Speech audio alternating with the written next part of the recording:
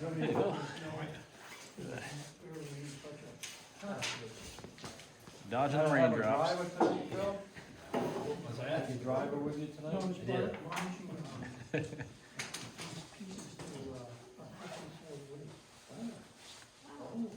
How's the roads in North Sebago? What's wrong? What do you want? I was Dirt roads are muddy. That's nice of you. Dirt. We're gonna give Paul a couple minutes just because the road's a little bad. Yeah. They are.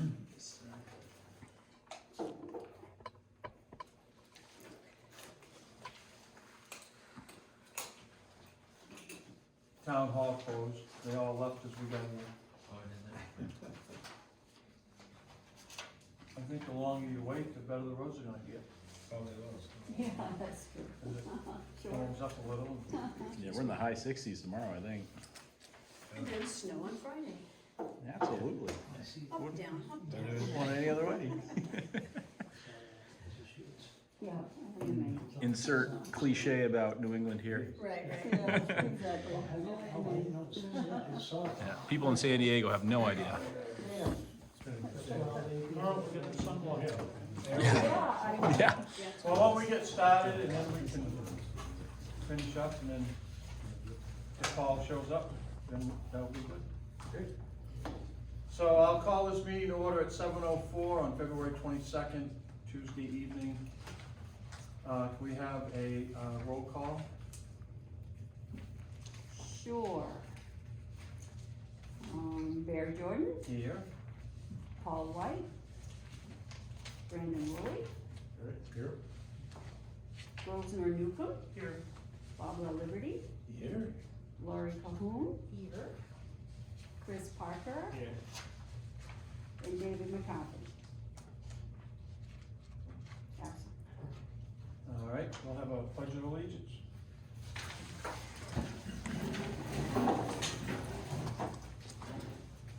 Pledge allegiance. To the flag of the United States of America and to the republic for which it stands, one nation, under God, indivisible, with liberty and justice for all. Thank you. We posted the minutes of the last meeting on the website. Yes. Does anybody have any errors or omissions for that? Minutes from the last meeting. Hearing none, can I hear a motion to accept the minutes as posted? Motion, we accept the minutes. I'll second. Lori seconds it. All those in favor? Anybody opposed? We'll accept the minutes. Thank you, Madam Secretary, for that hard work. Welcome. Public comments. Yes. We've got a small group tonight. I assume it's probably because of weather. Do you mind if I read a letter? I know we're not supposed to submit something for tonight's discussion, but if I can submit it to you for some time later when you get to it. That'd be fine. Okay?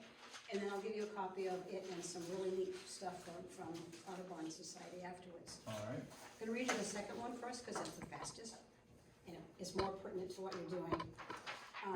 I have two concerns regarding projects that may happen within Sebago. I have no idea if either of these are within your scope, but I'll voice them for your discussion. One of my concerns is about current and existing pits and quarries. What could prevent such permitted businesses from expanding their current uses? For instance, if a pit has been previously extracting sand, can it then become a spot for bringing in rock to crush or mix into aggregate? We have such a pit about a mile from the proposed quarry.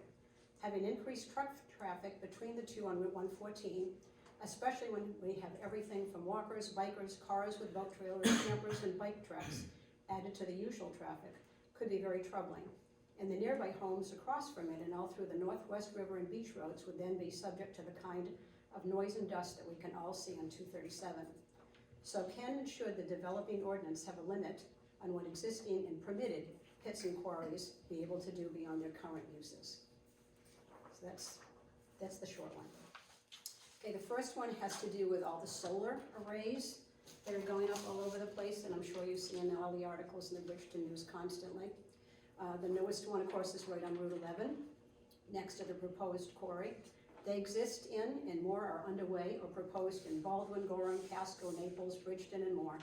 Ordinances are being discussed where they now don't exist, and moratoriums put in place while others are being amended or put in place. Each town has had different things to include depending on locale. For instance, one town was concerned with the glare near an airport and power lines and tree clearing near a recreational trail. Naples states that they cannot be seen from a body of water, noting the importance of view. Other concerns include clearing farmland, the size of arrays, and removing too many trees and vegetation, thus reducing carbon sinks. The sound of some equipment, having financial guarantees in place for future decommissioning, wildlife impact, buffers between panels and large arrays, and being part of the watershed that feeds Sebago Lake. While few would question the need for more solar power, the siting of solar farms and arrays is important. It would be wise to be able to discuss and decide on future sites before they are proposed. Sebago has many hills which are quite visible from other locations and which could impact home values, as well as land that is valuable in the above mentioned ways. According to a 2020 report from Mass Audubon, roughly 1/4 of all development in Massachusetts was for ground-mounted solar arrays. Big projects are happening all around us. Many were in the works here, but held up while CMP worked out how to handle the energy that was being put into the grid. Those agreements are now in place, allowing many solar projects to proceed. I'm sure most of you have received mail from the various solar companies that are poised to develop community solar farms. We do have panels on top of the town salt shed in agreement with Revision Energy, and perhaps our closed landfill could be a good site. Several such sites exist in the area, including those built by Revision in Portland and South Portland. Maine Audubon has produced a best practices brochure for towns to use in developing solar siting ordinances that reduce environmental impact, such as on brownfield or other degraded land. They have developed a renewable energy siting tool, which is an interactive online GIS map with dozens of layers designed to help towns early on in the process. I was interested to see on their site that we even have a brownfield here. It's up by Crowley Pond on Folly Road. And the site is available, and I've got the site here. Copies of the article in their magazine and best practices information to help with developing ordinances is attached. I recognize this is not a fast process, and I don't know if it would fall to this committee or perhaps be addressed by the planning board. My question therefore is about the proposed extension to the moratorium. Can it be added to so that all large-scale projects such as solar arrays and wind farms or turbines be included in the moratorium to allow these ordinances to be developed without applications being held up? So let me give you copies of that. With some of the information that I copied from this. So, Thank you.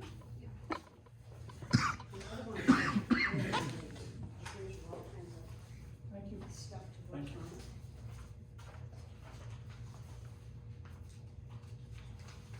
And I've only copied 3 of the big one, because this one actually has model site plan regulations and conditional use permits, so it actually helps you set up the whole ordinance, but it was 12 more pages, so I'm just gonna read one to CEO. We can give one to, And one to the secretary. yeah, and she can email it to everybody in the committee. One to you. right? Or you can just go to the Audubon site and look that up. Okay, And you'll find the interactive site is really cool. You can zero in on Sebago, and it'll help you highlight where wetlands are, where lakes are, where water is, like rivers, where the brownfield is, where, important things are, so you can help decide where things should be before they get proposed. Thank you. Was there anything else? That's it. Anybody else? Anything?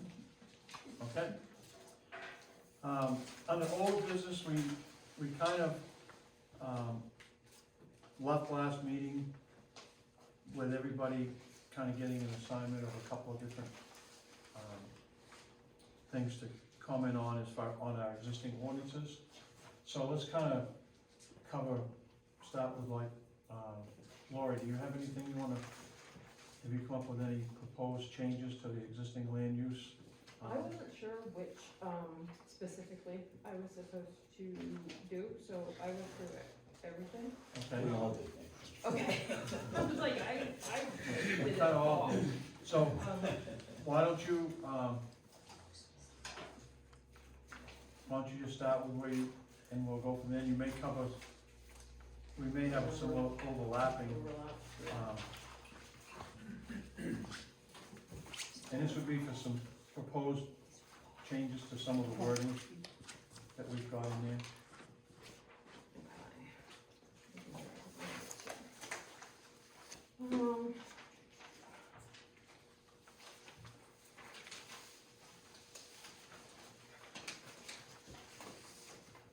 So, in land use, let's see. I don't know what, am I still in A? A7, What the page- conformance with the comprehensive plan, what page is that? that is, well, it's 5-4. 5.4?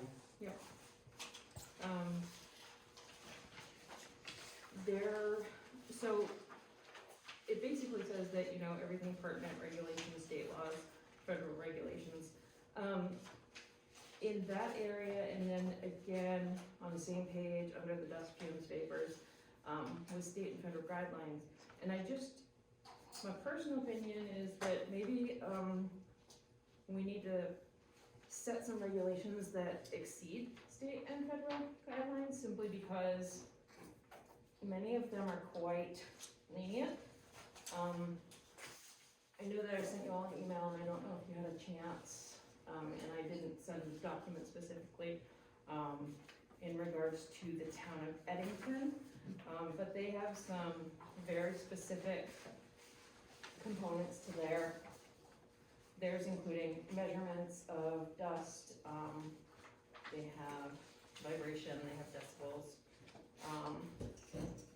And so just ensuring that we maybe increase the regulations for our town, because town-specific oversees any state and federal, whichever one is the more strict. Let's see. Under 14 on page 510, the industrial performance standards. Well, can you back up to 5.4 again? Yeah, So, what would you change on each section? Like, how would you like to see it read? Just like,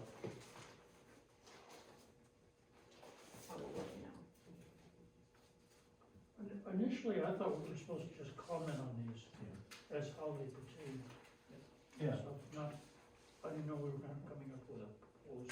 well, yeah, we're kind of drilling down, but, Yeah, We were just identifying areas to look at. right. And Grosvenor had talked to me a couple weeks ago about our next meeting, have it as a workshop, where we actually divide into like 2 or 3 groups and then, come up with new wording on anything we want to change, and kind of go from there. But was there anything on that page that you specifically thought should be reworded, Lori, or? Yes, but I don't have specifically written down. I've been keeping notes on my computer that I planned on submitting to all of you Okay. after kind of pulling out what I thought was, needing assistance. Okay, we could bring to the workshop. Yeah. And Dave is consolidating all that information, Right. so you wanna pass it on to him. Okay, oh, okay, super. Yeah, so that was that, and then the next one that I was, really focused on was when we got to page 510, which is number 14, the industrial performance standards.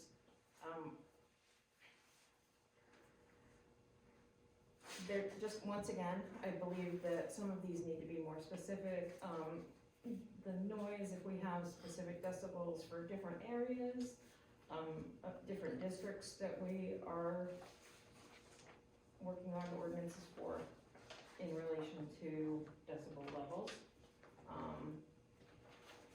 Obviously, there's different noise levels that would be allowed on, you know, in a village-specific residential area versus rural and whatnot. There are So we specific, should drill down on that a little bit, because if somebody put a dog kennel in next to 4 or 5 houses, that might be offensive noise to Right. 3 of the neighbors, but not the 4th neighbor. Another one, you could put in an amusement park or something, and the noise from that, kids and stuff screaming and hollering all day in the pool could create a noise as to disturb the neighborhood. So, where this, I think, is pretty vague and needs to be updated to be more specific about different things and at what noise level is Right. offensive. yeah, in fact, part of, some of the things, I forget which section it's in specifically, where we kind of discuss, there's a whole listing of the different things, like industrial things, commercial things, all of those businesses. And there's, what we have currently is extremely vague, and I believe that if we were able to set some specific limits, obviously, I heard some concerns that were made at the January 25th meeting, in regards to like extraction, the amount, whatnot. I think that in relation to that, we need to also consider, and I know I'm drifting away specifically at the moment from land use standards, but agricultural, things like fire ponds, things like that, if we include those as specific types of extraction that are allowed in whatever amount is relative, I think there are certain agricultural things that I completely understood where, like, Alan Green was coming from. I understand that there are businesses that move things around, and perhaps if we can have limitations as to maintaining that onto contiguous property, that might help alleviate any legal ramifications. But as far as coming up with like the specific standards that I wanted to include, I've been typing those up, but I do not have all those. All right, so when we have our workshop, bring them with. Absolutely. Okay.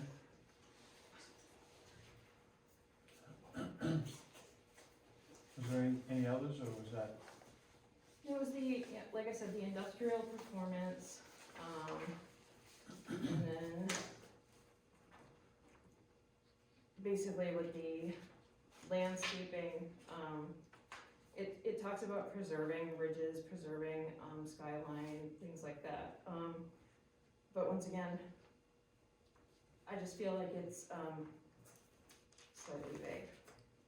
Okay. So just kind of, some of these, I feel like they need to be adjusted. And this may or not be, something that we all wanna jump into, but from what I've read and the fact that I've gone through mineral extraction and all of the sections, my personal opinion is that while we can keep adding sentences to what we currently have, it may behoove us to add an addendum to our ordinances that specifically addresses mineral extraction, blasting, processing, all of those things, because while we want to, I know that there are a lot of people that want to prevent anything from happening from a legal standpoint, and I've read a lot. If we just try to do something like that, we won't have a leg to stand on. We need to have specific guidelines and regulations in place that, at least put very tight regulations in. I'm not sure if it's under land use, but one of the things that I was concerned about is also groundwater protection. Some people, I know that there have been testing done, and there are a number of folks in the surrounding area that have deep wells There are also a number of people in the area that have driven points. If any of you are not aware of what a driven point is, it is usually anywhere from 10 to 25 feet deep. And we have a number of homes that folks have made me aware that that's what they have for water. Any development that would affect surface water and groundwater would probably prevent those people from having any water source. I don't know, and maybe Brandon knows, where the aquifer protection is in relation to the different parts of town, but there are a number of folks that have driven points that are very concerned about losing their water. Do you know where the Well, aquifer protection is? I'm not exactly sure what your question is. You said aquifer protection. There are sand and gravel aquifers in town. Actually, the largest one of the largest ones in the state is down in the village. But that ends about halfway down Route 11, about 1,000 feet from Route 114. So this proposed site is not in the aquifer protection. Okay. Or it's not in the aquifer at all, it's in a batholith, which is just one big solid block of rock. And So, school me please if the need be, bless you. But as far as, so they're outside the aquifer protection area, but if there is anything relative there that changes the surface water in the aquifer protection, is there any regulation or violation that comes with that? well, there would be a violation if it happened. But where the proposed quarry, is in this batholith, it's, nothing will get through it.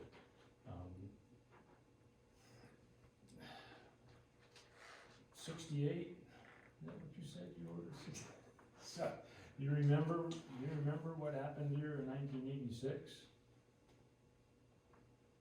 Pretty dry.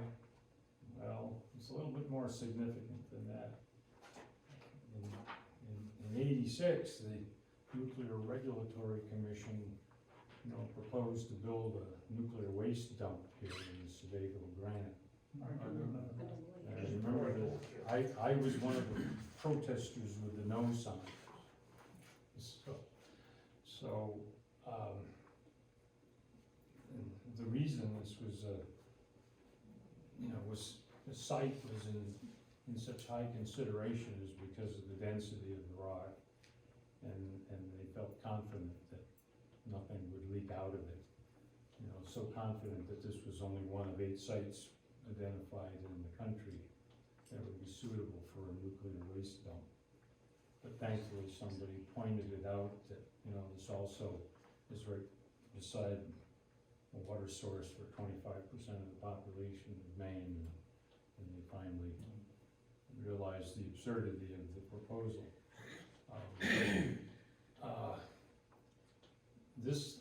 This quarry proposal would create a big bowl. And I have a letter also from the Portland Water District that they're satisfied that nothing would escape, there would be no danger to surface water. But, that's just the experts, I'm just repeating what they've said. My water supply, when you come around that first sharp corner on Route 11, there's a little brook that crosses right there. I'm in that gully, a couple hundred feet up from Route 11, with a driven point down 20 feet, and it's right to the ledge. I'm in the water, surface water on the ledge. I must be just about at that 1,000-foot end of it. Yeah, probably, yes, because, that magma, when it formed, started to come to the surface, and it actually created that dome, so, yes, We don't have 5 or 6 gallons a minute but I can run the garden hose at 1.5 gallons a minute all day, all night, all week, and never run out of water. Just runs and runs and runs, but only 1.5 gallons a minute, Right. but Well, there, it's a great water supply. it is, it's a wonderful aquifer. Anything else, Lori? Those were probably specifically the ones that stood out the most for me, is just Okay. relative to, the fact that there's a number of folks in the district that have driven points. And I don't know if any study was done relative to that specific surface water. So I didn't know if we needed to tighten up the guidelines in regards to that for the benefit of folks that do have a driven point. Well, I think when we have our workshop in a couple of weeks, we ought to plan on coming back with verbiage to change, add, edit, Yeah.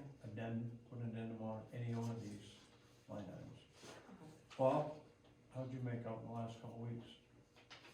Well, I haven't done any more on the past ones, I passed all that along to Dave. So Okay, he has all that information All right. and he's building up the stuff from there for next time we get together. okay, I did do some work on the Sebago gravel extraction ordinance that we. yeah, that'll just come passed. under the new business. so. Yep. Okay.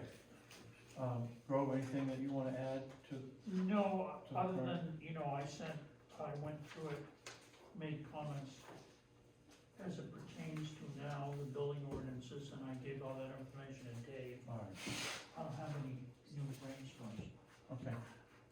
I think my comments, I haven't sent them to Dave, but I've commented on all of these as well.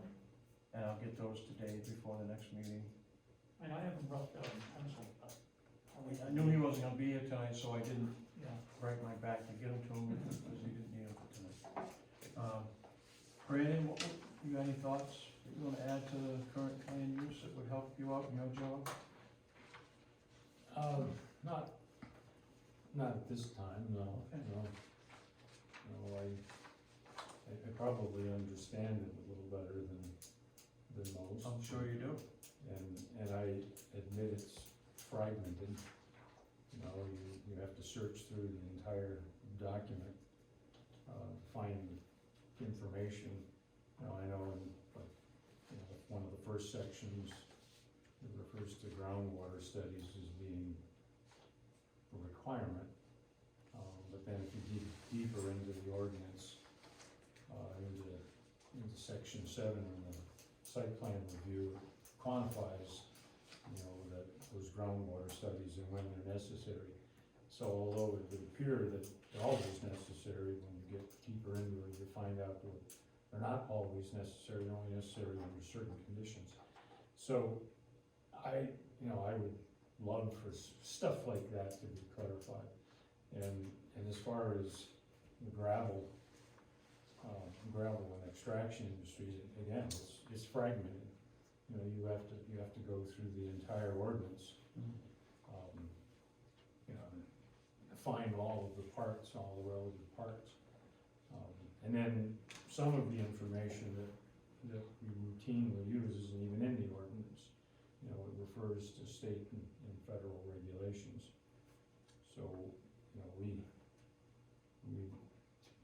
use the Title 38, which addresses those concerns about noise levels and vibration and dust, and, they're pretty strict.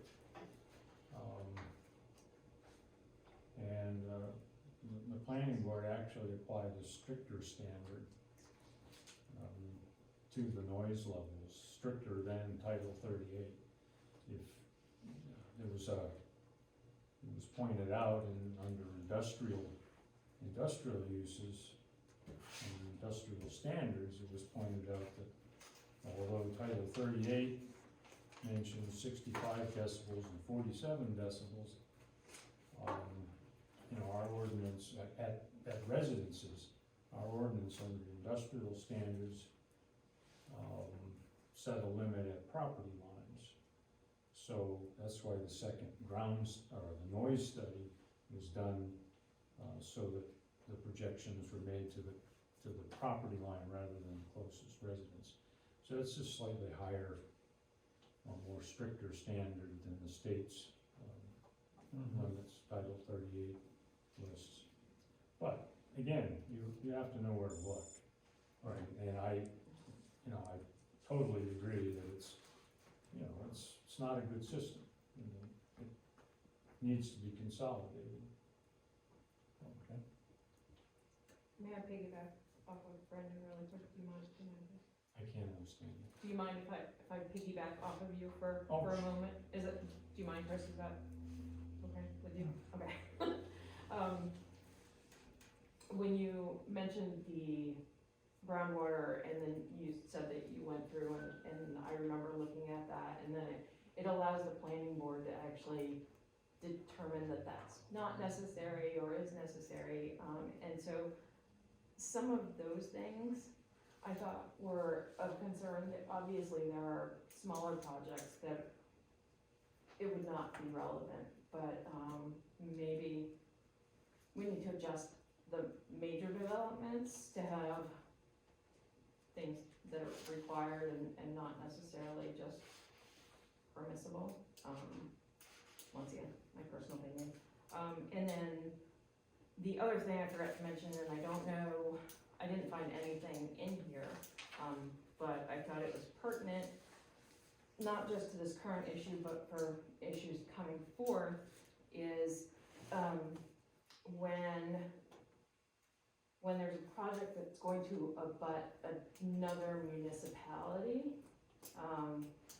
and they have no say in it. I mean, something could happen in Baldwin, and as Sebago folks, we would not have any say on it, and I know that there's a number of folks in Baldwin that were rather upset that they have no say aside from, through folks here at town speaking up on their behalf.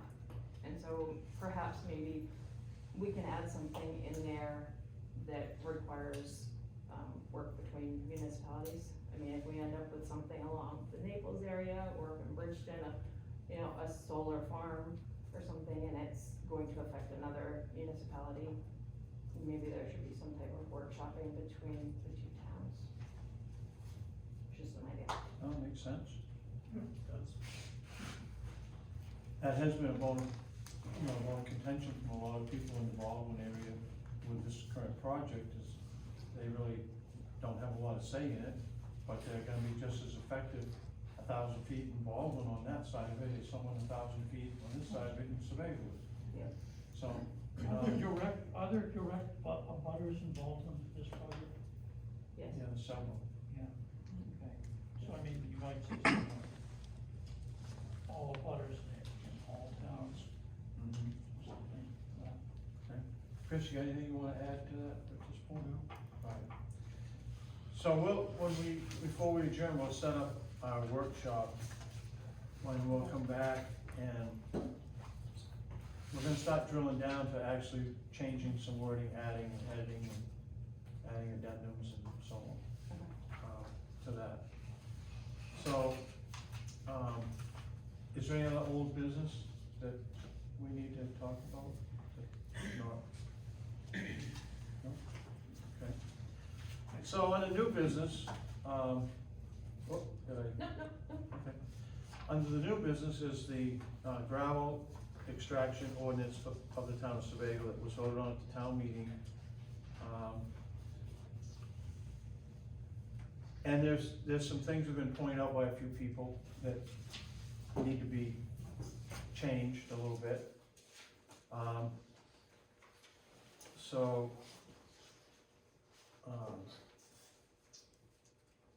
I think Bobby made a few notes on a couple of areas, but I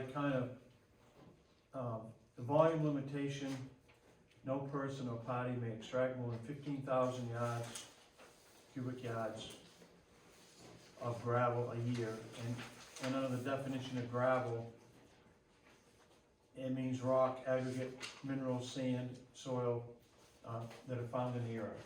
So that you don't really have to name all of that stuff in this because it's named under what gravel actually is. So, And then the next section is every person or party who extracts gravel from any property must secure and keep in force and effect at all times a license. And that fee for that is set by the selectmen each year. I think that's the biggest bone of contention of this whole thing, is that it affects everybody. And so, just for an example, I own Stevens Road, and there's a bank down there of gravel. And when the road needs fixing up, we grab the tractor, we dig out a couple buckets, and we go fix the road. Well, this doesn't allow me to do that without going and getting a license and having, you know, a permit. Now granted, I'm not gonna take 15,000 yards a year out of the bank and fix that road, but I might take 20, 10, I don't know. Alan Green had mentioned that he's got a little family gravel pit that they maintain their roads. So the question is, do we want to limit this to commercial businesses only, somehow in it? But do we wanna put like a minimum, if you took 5,000 yards a year or less, you don't need a permit, and, that you can do it? What's your thinking on that, Brandon? So that the Chris Parkers and the Barrys and the Alan Greens of the world can fix that road without getting a permit and having a licensed gravel pit? What's the answer to that? Do you have any ideas? Is there ideas on it? No, I don't have any specific numbers in mind, but I agree that I think it was a little hasty to pass that ordinance. I think it was rather absurd, actually. I just did some rough computations. You know, we had 27 houses under construction, and, There are 27 houses now under construction right, in the last year. from last year. So, I just started, now this is not fill, this is not sand. This is not bank run gravel, this is just aggregates, manufactured, produced. Just in the 27 houses, plus 70 permits for subsurface waste disposals, I came up with a figure of over 17,000 cubic yards. And that's not counting road construction and driveways and. But that all didn't come from one contract. No, it didn't, because, you know, the one contractor only produced 15,000. So, you know, we're already bringing in materials, and again, this is just aggregates. I couldn't even come up with a guess, you know, what we imported for bank run gravel and sand out of some, well, actually not all imported, some of the sand pits that we already have in town. I think, the point is, I just think, you know, some more thought needs to be put into these limits. And I absolutely agree, and it was a little hasty to just have this apply to everybody, because under this ordinance right now, if you wanna plant a tree, you're gonna have to come and get a license. Right. Because if you break the surface of the ground, or remove anything at all, it requires permission, so. And you know as well as I do, people are not gonna come and ask permission to dig up a tree or to fix the little bit of road they live on. And So I'm now not they're in gonna track them violation down. of it, and until somebody comes and calls you and says that, you know, Joe down the street's digging out of the bank, and now all of a sudden you gotta do something about it, right? So, I think we need to protect the homeowner, you know, maybe.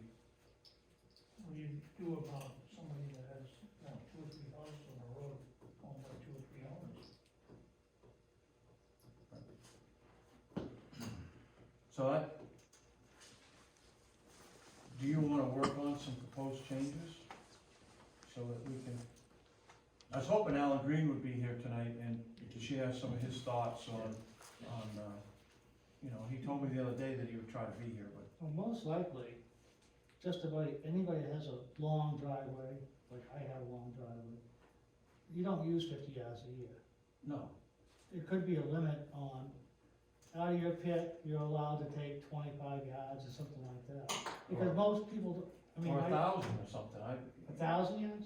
500. I mean, you don't- Whatever, 1,000 yards would do my whole road a good 2 feet, so, right, so. and that's a long, so you won't need that much.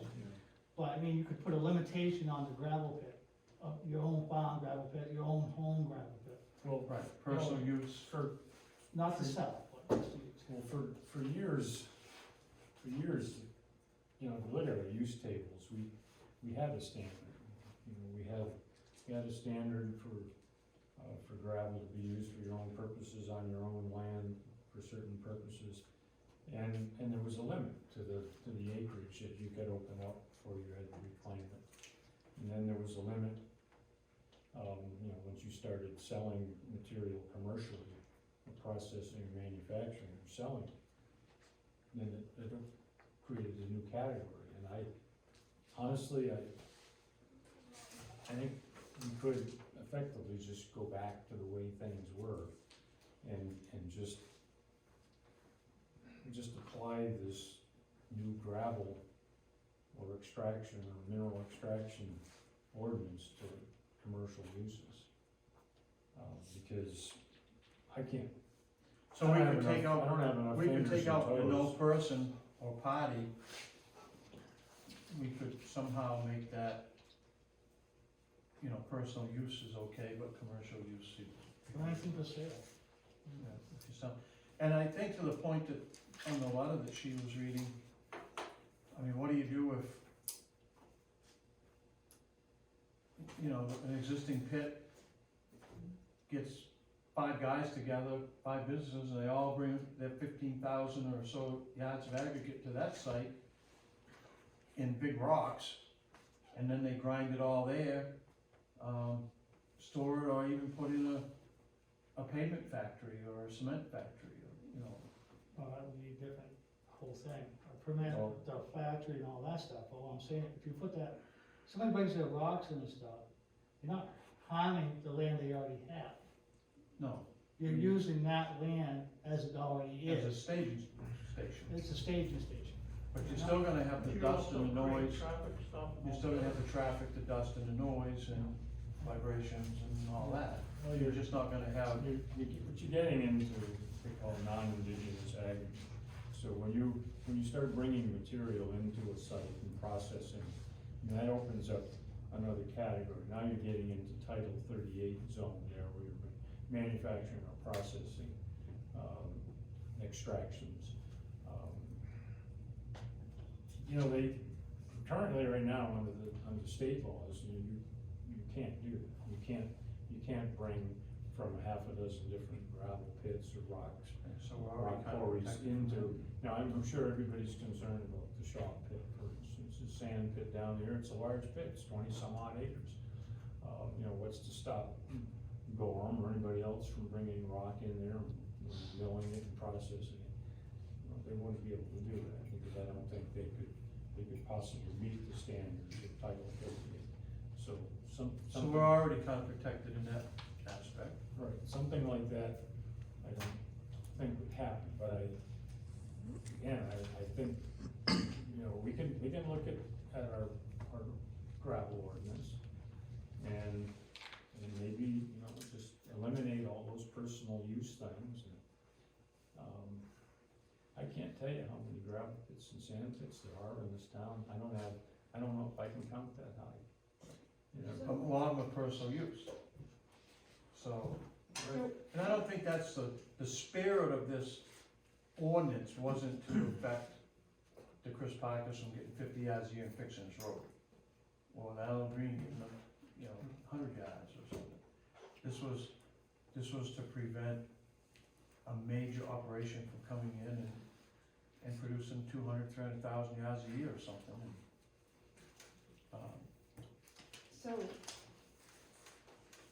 So it's currently in place, which obviously as the ordinance committee, we can make changes to it, but maybe it would be easier to put in exactly exemptions for things like storage and stockpile of winter abrasives, so people can have their sand. That's for, and we specify, winter abrasives. We exempt agricultural use for, obviously, folks have farm animals, they need some waste management, they're gonna need to move cows from one area to another, adjust the grazing, lots of things, so the possibility exists that we could put exemptions in relative to agricultural use, relative to winter abrasives, for people to be able to fix their roads, sand, and then relative to new construction or repair, remodel, of roads, of homes that have already obtained a legal permit to be built. So a house can't go into this town without obtaining a permit, and under that new construction permit for a structure, we would exempt them from having constraints over the amount that could be moved in order to put in the construction. Cause the way this, I mean, maybe Randy can clarify it, but if you dig a foundation, you're extracting, under this, right? Well, under this you are.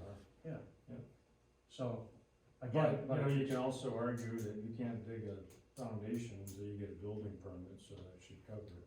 And they've already got permission to build a foundation and do the excavation, just like subsurface systems and septic systems, they have to seek a permit to do all that.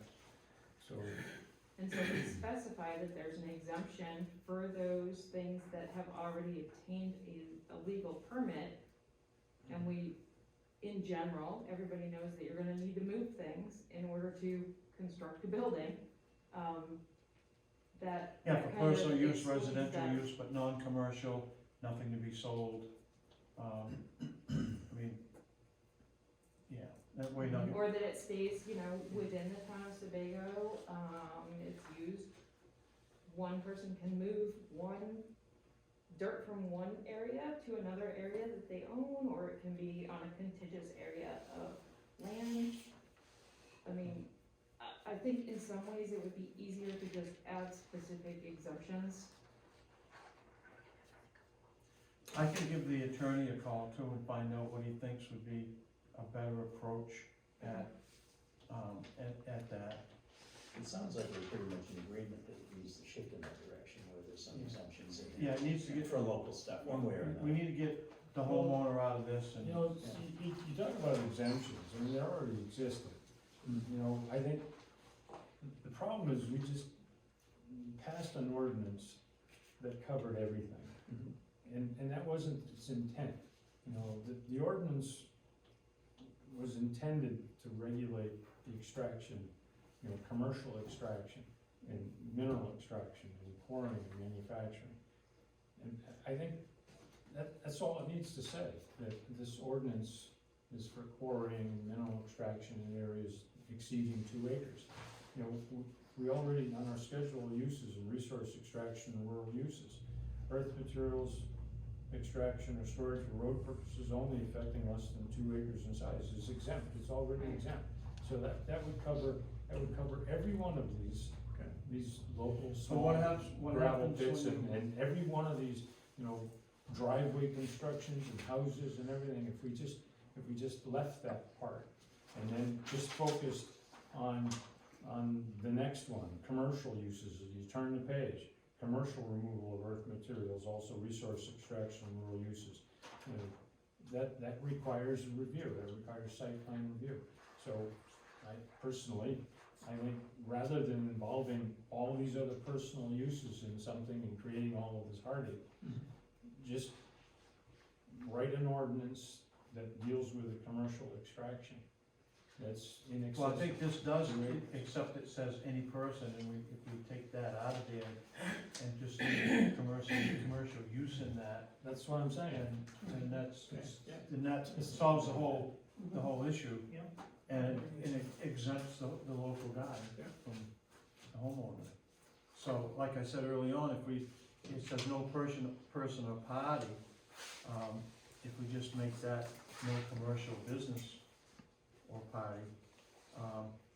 The loophole that I see, and Brandon, maybe you can address this, is that, so for the first 6 months of the year, I'm Barry Jordan and Associates Construction Company, and the next 6 months, I lease it to Jordan Berry and Associates Construction Company, and now both companies can take out 15,000 yards, because this says any party, not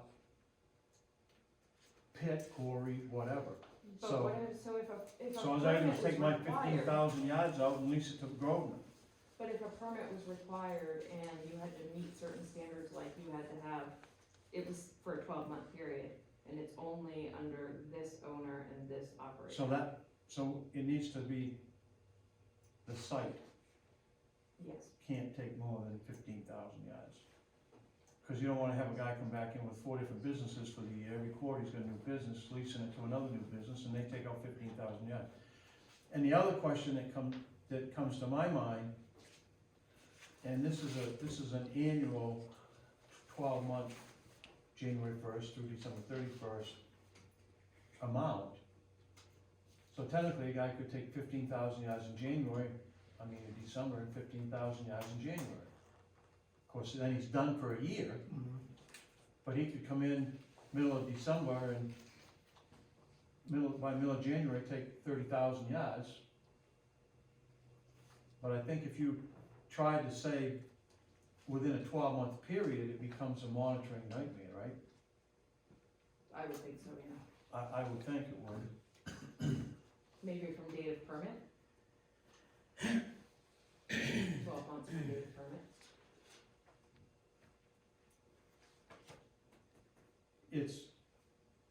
It's something that Brandon's gonna have to monitor, however, whether it's a 12-month period or every physical year.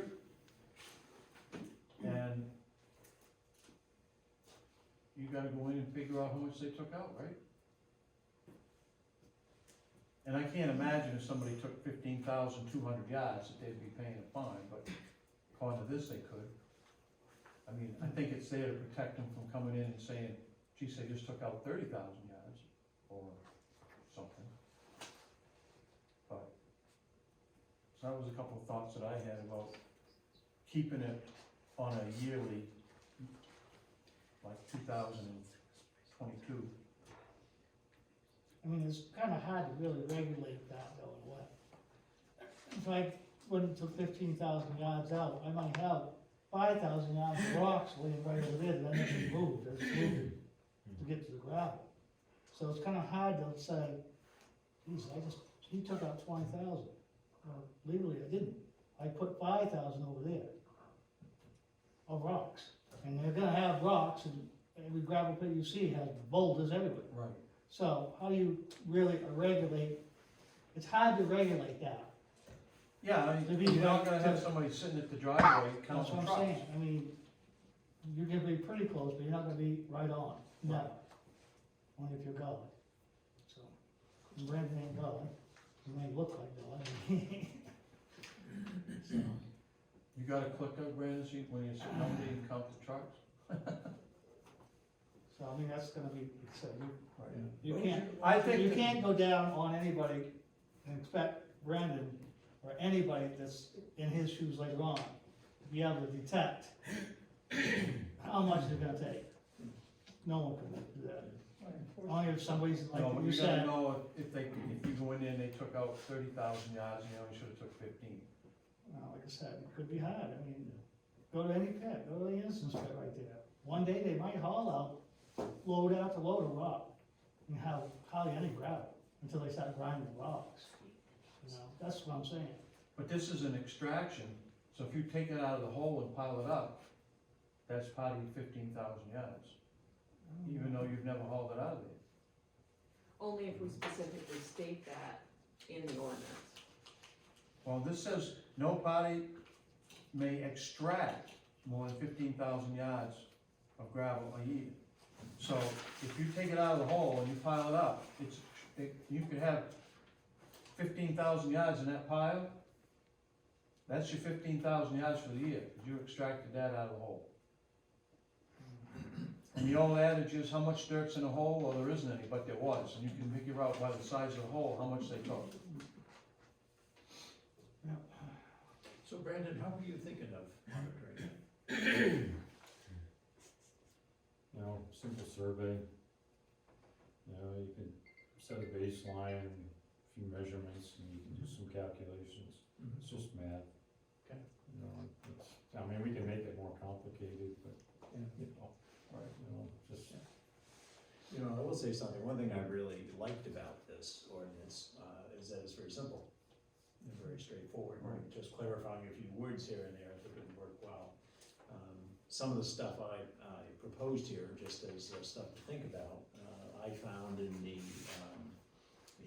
Eddington, ordinances and found in the Baldwin ordinances. I looked at the Wyndham one, I didn't see much in there that was very helpful, but those two had some very helpful language.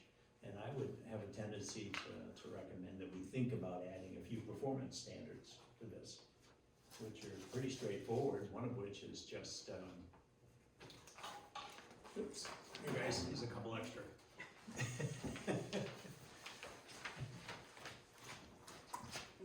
Yeah.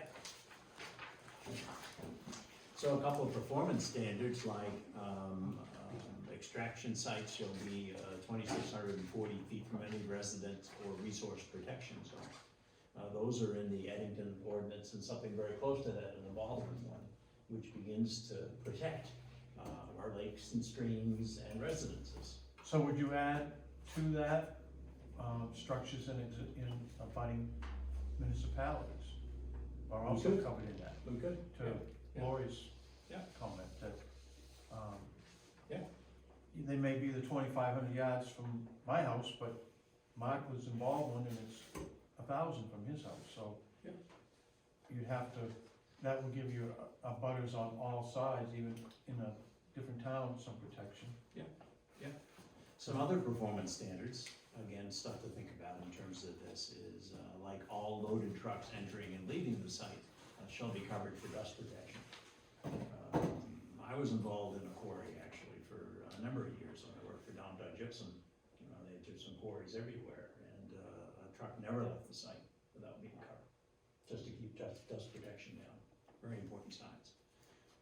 I even thought about stuff like hours of operation, shall be something more like 8 to 5 on weekdays and 9 to 1 on Saturdays, because this is essentially a vacation area. An area where people come to enjoy themselves and not be interrupted by noise all the time and the likes. So restricting the hours in Sebago. And the other performance standard I suggested here simply is this notion of cement or paving plants not being allowed on site. Period. So we can't take it from there. And a few other things on existing. Limited staging of gravel and stone products. You guys have talked about that already in terms of existing sites. So we're not just transferring from one site to another. And you said that actually that's kind of covered anyway. Don't worry much about that. I actually said, of course, some additional words to enable existing extraction sites for farms and those kinds of things, like agricultural. And again, no cement or paving plants allowed on existing sites. But, so for me at least, this piece was actually pretty clean and understandable. The stuff in the Eddington one is abundant, 30 some odd pages of stuff, but it's so complicated and so much information, I think it'd be really hard to keep your arms around it. Whereas this one was, I thought, quite straightforward. So So some you things would to apply, consider. you would apply these performance standards to Yes. the warrant that we just passed? Yeah, so under here, as we look at, So the it'd be extra- section 201, 202, 203, 204, another section, yeah. So an extraction site at 2,600 feet would cover basically the village area. And that's common in several other communities now, so it's not a new number, just generated, it's. So I think, I went to the select board meeting last week, and I told the board of selectmen that we needed to focus on this new ordinance and that we would absolutely have to have the moratorium extended at least one more 6-month period to give us a chance to work on all the land use ordinances that we have. Yep. Because this, the way it reads affects every citizen in town, every homeowner, every guy who wants to fix his driveway. And we need to get this fixed, so that when we go to town meeting, first of all, whatever we come up with to fix it has to be reviewed by the attorney, put in the form of a warrant, and then we have to hold a public hearing, put it on the warrant, and vote on a town meeting.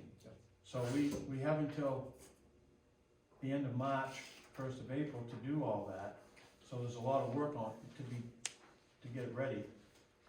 Because we don't wanna wait until 6 or 8 months from now to fix this. Yep. Cause Right. it impacts everybody right now. The land use, if we go another 6 months on a moratorium, gives us some time to actually fix that, fix it right.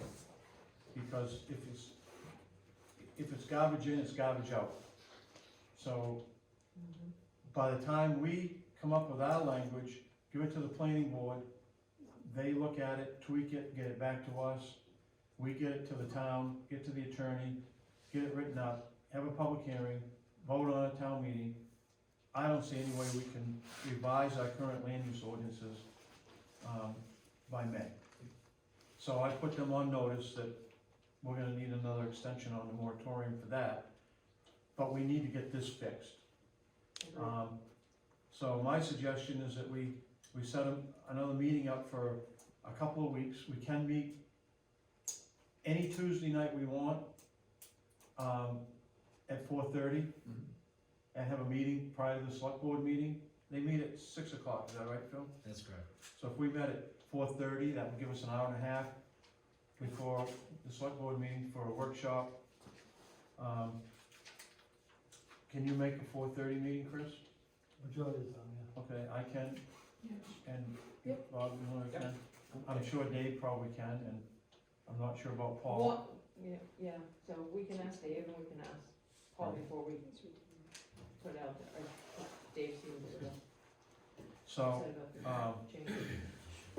I think we should, Are we looking at the 8th of March then? that would be 2 weeks from now, yeah, March 8th. Yeah, that's fine. But before we set that in stone, we'll reach out to the fellows and make sure that that's. At 4:30. Okay. Now, so what do we have for time until the public meeting on the workshop? Well, we have to be done by 1st of April to be on the town warrant. No, I meant on March 8th, Oh, what? the select board meets at 6 o'clock, so we have an hour and a half. Okay, so it'll just be a workshop. No, it's the planning board meets at 7 on March 8th. It's not select board, so we have until 7. And Oh, good. they start rolling in quarter off, so we have till 6:30-ish, maybe a So little do we bit. have a regular meeting along with a workshop, or do you wanna just do the workshop? We'll just do a workshop Yeah. Okay. and see if we can actually drill down and come back with some real language in changing this that we can present to the town attorney after that 8th meeting, and then get it fixed, get it back to a town public hearing. And we may change some things after a public hearing that people are, really outspoken about. So we still have to publicize a workshop, but we don't have to take public comment. Correct. So, we'll make it a workshop. Yeah. Dealing with this new ordinance only for now. Right, well, that's what we should concentrate on is, Right, and we can put figure the overriding. regular land use on hold, until we fix this. Yep. Okay. Is that reasonable? The other thing, anybody else got anything on that? For tonight? Okay.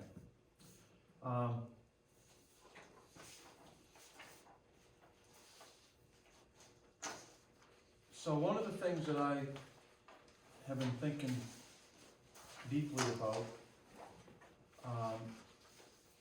is Brandon's comment, maybe one of the first meetings we had about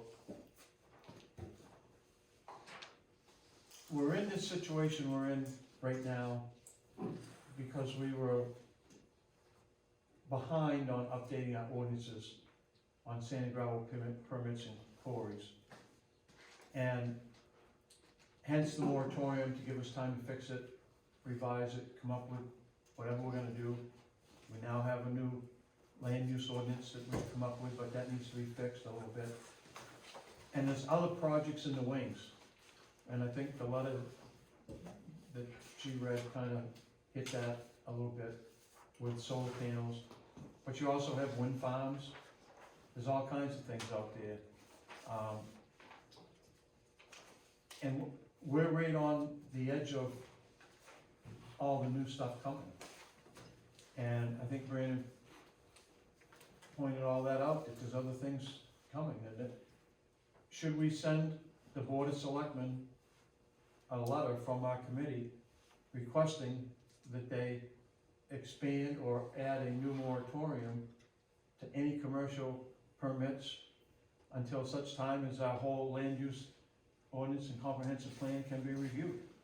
Because we're gonna be in the same situation that we're in as a municipality with sand and gravel pits and quarries a year from now, or a year and a half from now, or 2 years from now, with something else. Whether it be a solar farm, whether it be wind farm, whether it be somebody wants to put a salmon hatchery in the Northwest River or something. I don't know, I'm just saying, could be anything. And we're sitting ducks right now on all that stuff. And do we wanna take some proactive measures and just take a step back and review everything before we move forward as a municipality? Well, we've already talked to Michelle about that, and bringing up the comprehensive plan. That has to be done. Right, And but, it doesn't take a week, it takes a couple of years. to right, do but this until stuff. we do that, we're That's opened right. up for something coming in. That's right. So do we wanna put a moratorium in effect for other things until we can get a handle on what we wanna do? I wanna think that one over really carefully, because we already have things that are coming in, and so, Perhaps there's a way that we could, include verbiage that is in excess of a certain area or a major development. I mean, Dollar amount. we don't wanna come across as not business friendly, because there are businesses that the town needs to benefit from. But maybe we could have the moratorium extend to a specific size development, major development I think versus a you need to be minor. more specific. Okay, What are your concerns? Is solar and wind? I hope so. Maybe just be specific okay. and just consider a moratorium on just solar and wind farms. You can add to that, auto dealerships, I don't know, whatever you wanna add to it, but, yeah, there are things that you're unprepared for. When the comprehensive plan was done, these things weren't even a thing. Right, Right. right. And- Yeah, But, It's the kind of thing- to just pass a moratorium and just put a freeze on any kind of commercial development would be really doing yourself a huge injustice. Yeah. I agree. well, I think it's something to consider. Mhm. And certainly not, on something like this, I'm not gonna jump in and say, I don't make those decisions overnight. But, on the other hand, Barry brings up an interesting point. There's a lot of things that are out there, could come along, where we're not prepared for. So maybe we put a list together and give it to the town. So maybe when we come back on our next meeting, Have some ideas? we can have some ideas of what we would wanna have added to a moratorium, and then send them a letter at that point with specific concerns of our committee that we should put in a moratorium And I think Brandon can help us out a lot with that, with, you know the ordinance better than anybody, and what's in there that could cause us the same problems that we have now with what we got, except it's something else. I don't know, you can't think of every single thing that somebody could come up with. That's why they normally do it, a lot of people put out information stuff, everyone in town. So Barry might not want a video game next to his house, you might not even thought of that, or washer and dryer, laundromat next to you. There's so many things that, I mean, there's millions of things that you could come up with that you might not know. With this committee, we've come back with 20 things, you open up to the town, we might have 1,000 things. Right.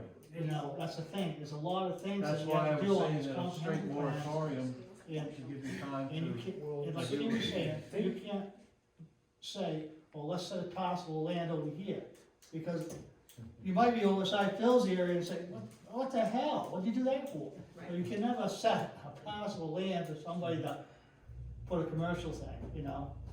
It's land that they buy, they have to go through the legal stuff that's not on a comprehensive plan that they can't have. Sorry.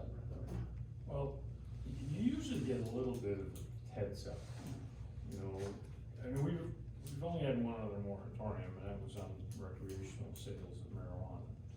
You know, and we got a heads up, because, you know, when the state starts proposing legalized things, you know, it started the dialogue, you know, that we wanna be involved with that, given, you know, security issues and other issues, so we developed a moratorium, and then we developed an ordinance, we had plenty of time to do it, but at least we got a little bit of a heads up, you know, and solar, I think everybody's having a kind of a rude awakening, because, you know, there's parts of the state you drive along, you used to see this beautiful farmland, you know, expanses, beautiful hay fields and everything, and, you know, I go by, being a farmer, I go by those things and I start crying, you know, it's just. That bill one right off the Houston Road on 114. Yes, so, you know, so something like that, you know, I think we should act on.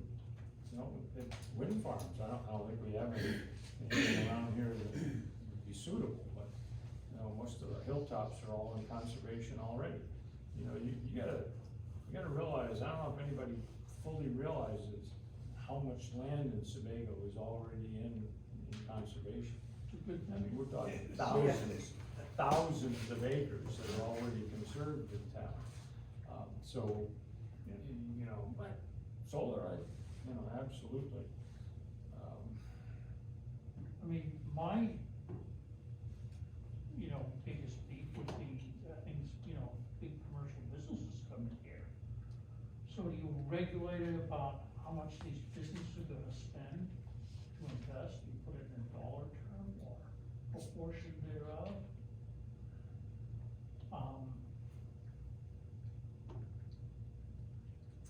I mean, we are covered in some ways in our ordinance and our fire comprehensive plan.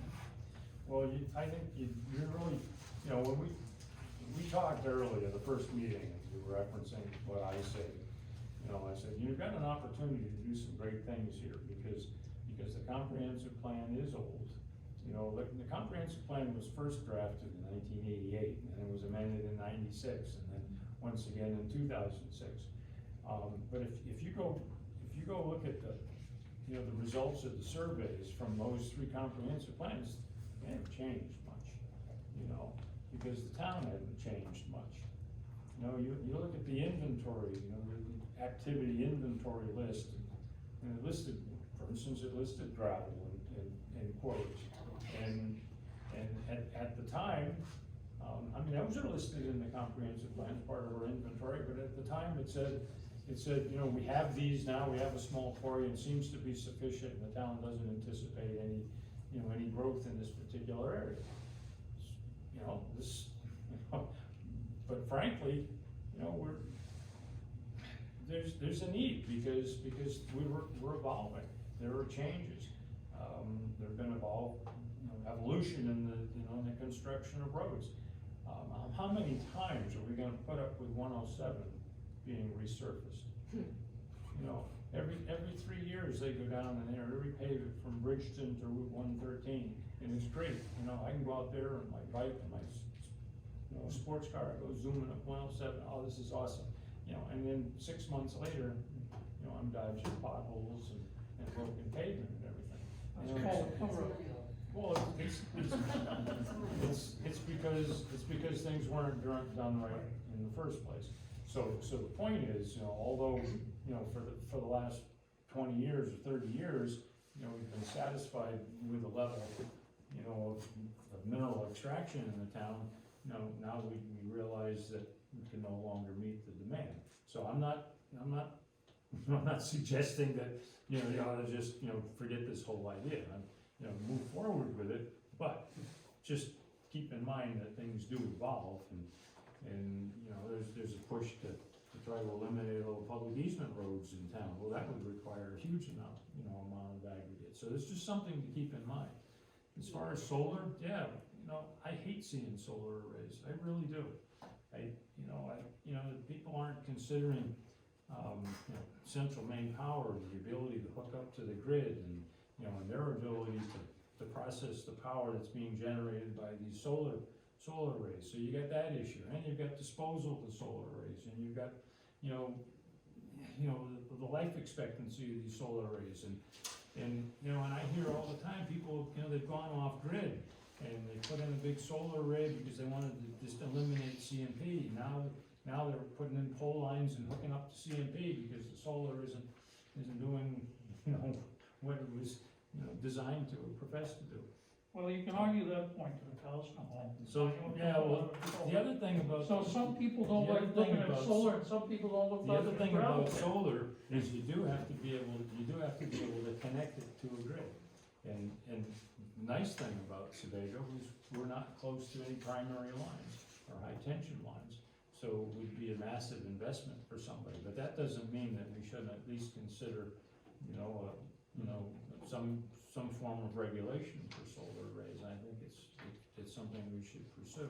I see that, because I mean, if you, looked at the newspaper a few weeks ago, I worked with Lovell for a couple of years, and they proposed, a solar array in a nice field where a lot of people have view Yeah. of this field and their mountains beyond. Now, I can see the point of those neighbors trying to stop that and putting in solar arrays into one places. But anyway, Well, somehow perhaps we should, gotta when we get come back to the. Well, when we come back on the 8th, we can, have some ideas of what we might wanna add to a moratorium to send over to the select board to take to the attorney to see what they'd come up with. Yeah. That, okay, okay. So Barry, it may make a lot of sense to have a couple of people work on that between now and then, between now and next meeting, and a couple of people working on a different, an updated gravel Okay. ordinance between now and then, so we're not kind of starting from scratch each time. Right, okay. I think that's a good suggestion. Yeah. Lori, what would you like to work on? I would be happy to work on, adjusting the recently passed extraction ordinance. Me too, Bob? I know about that, sure. And Roman? That's where I'm at. I mean, I think that's our most, where we're focused right now. So we'll find a way to connect up. Yeah.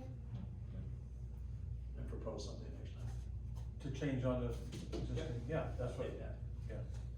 but I was also talking about bringing in some ideas on a new moratorium as well. Well, I was suggesting a different group look at that, Okay. and you might, What would you like to work on, Chris? Whatever. Wanna work on a moratorium list? Yeah. Okay, Brandon? Work on both of them. No, not okay. I'll work on the moratorium as well, and I'll have some ideas on the ordinance too. Okay. I will most likely be working on the ordinance. Okay.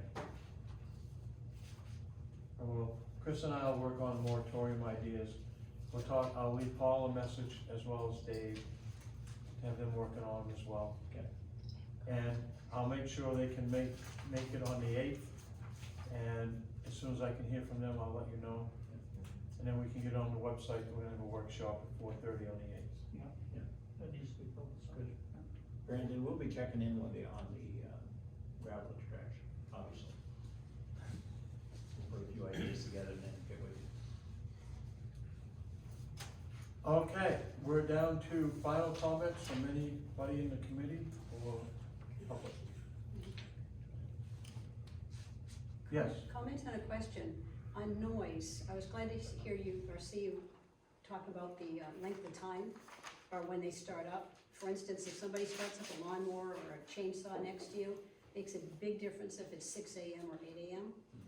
But also the length of time for different kinds of noise. You know, if you're just hearing trucks rumble around and that sort of thing, it may be happening all day and it's not quite as offensive. But if somebody's doing crushing for 6 hours a day, that could be pretty annoying. So I don't know if there's a way to put together the decibels or whatever your limits are versus how long you're listening to that noise, the kind of noise that could really drive you over the edge. And the second thing is a question. Brandon, you intimated there's some things in the work. Pardon me? You suggested that there are some things coming this way that you're aware of. What might they be? I can't tell you. Other than solar Oh, but and wind? you'd approve. Are they other than solar and wind? No, nothing to do with solar, no. Something else? The mystery deepens. Okay. Thank you. Bill? Few things. Nice review tonight and a nice start. I would suggest, as almost a final thought, but it's the first thought.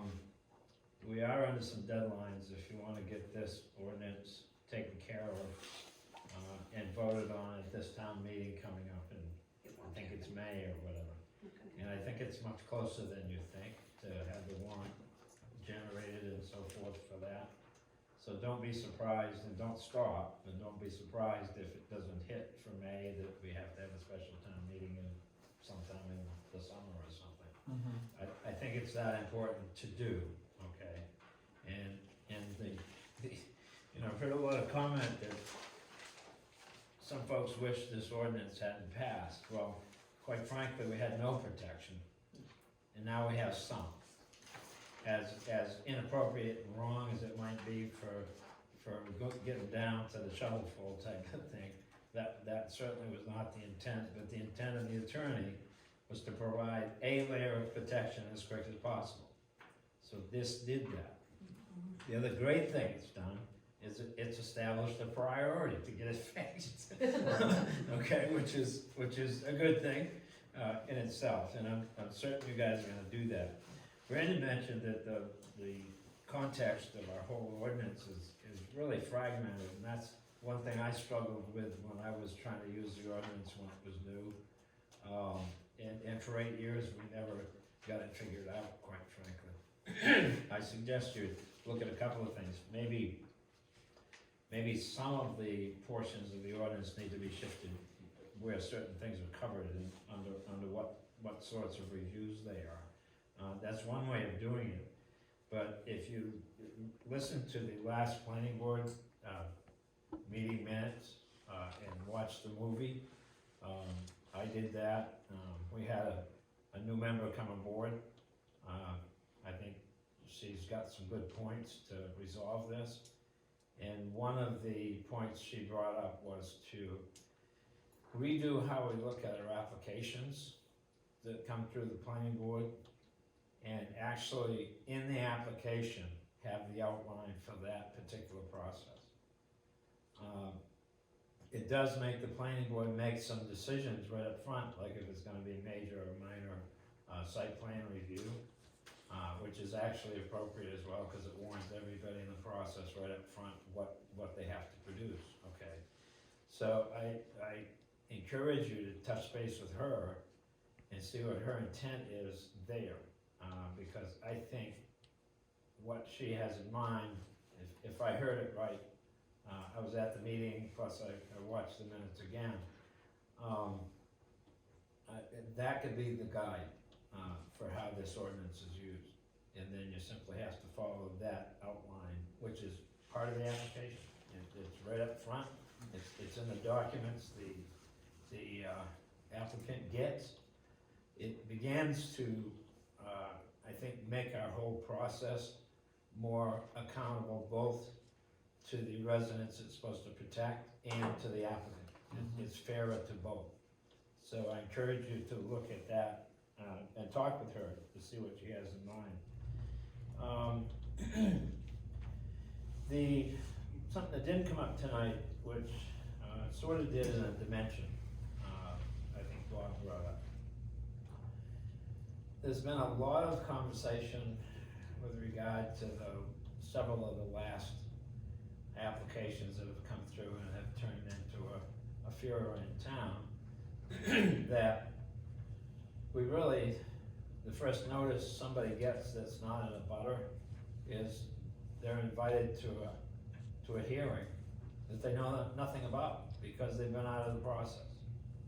So I don't know what the exact answer is for that. Certainly it wouldn't hurt to have the CEO perhaps notify at least all the boards in town. It could be a general notice that goes to every board member, it could be the select board, but all boards are important.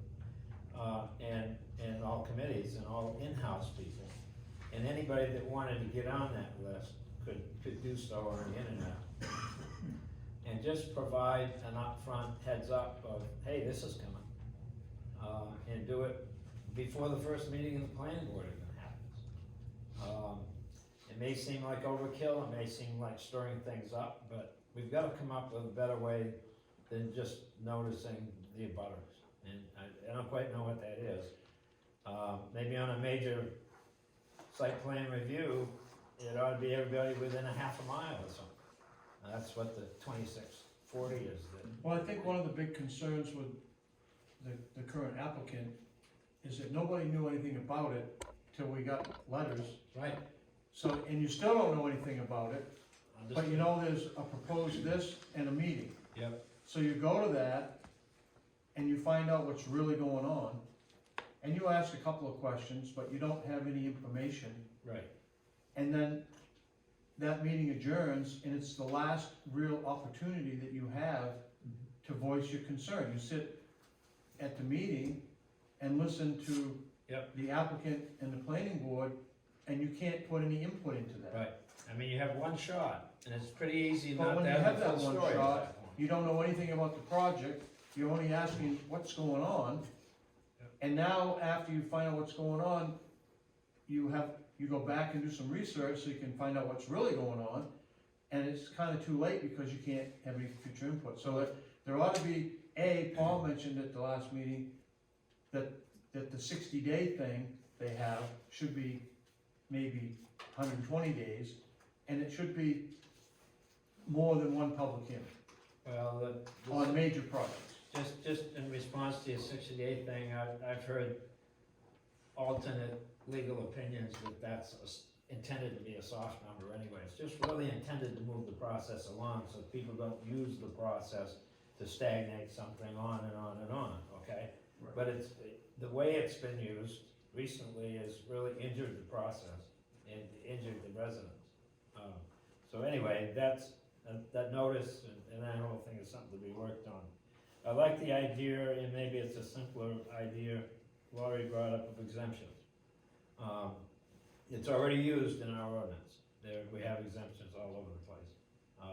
It doesn't apply to residences or whatever. So it's not a bad, it's probably, I'd hate to say it used as a Band-Aid to a badly written ordinance, but it's a way, and it can be a quick way. And maybe that's one of the things we do to get something out a little quicker on this.